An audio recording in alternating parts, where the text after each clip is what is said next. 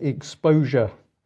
Be afraid. Yes, absolutely. So following yesterday's alleged terror attack in Westminster, where somebody decided to drive into the barriers outside the Houses of Parliament, the perpetrator has been named, Salih Khater, and well, he's from Sudan originally, but a British citizen, 29 years old.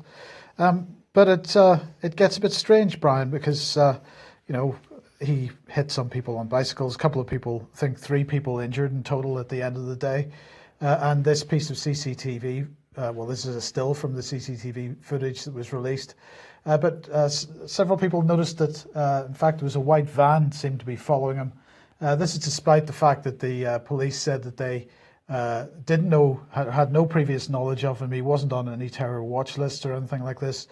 But the Metro here reporting that people had noticed from that CCTV footage that was released, this white van that was driving along behind the car, which eventually crashed into the barrier. And indeed, if you look at the Metro article, they have the CCTV footage there. You can see the white van driving along behind him. It then gets stuck in traffic, but goes out of its way to drive around the traffic and follow the car into the side. The pedestrian area that the car had driven through, and to park up right beside the police officers, and nobody seems to bat an eyelid.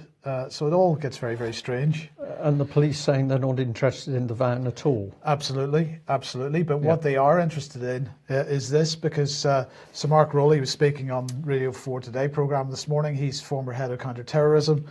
And he said whether this individual turns out to be motivated by a terrorist ideology or by some deeply personal troubles, the appeals the police have been making in recent years about this leading to everybody's responsibility, needing everyone's eyes and ears, because normally when somebody is on an escalating curve towards conducting an attack, their behaviour changes, so who they're associating with changes.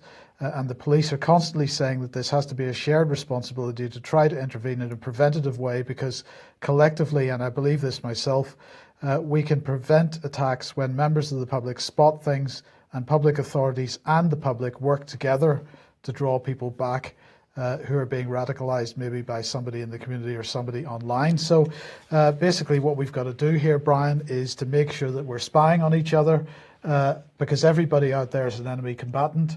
And we've got to make sure that we're spying on each other and telling the police everything that we possibly can. Right.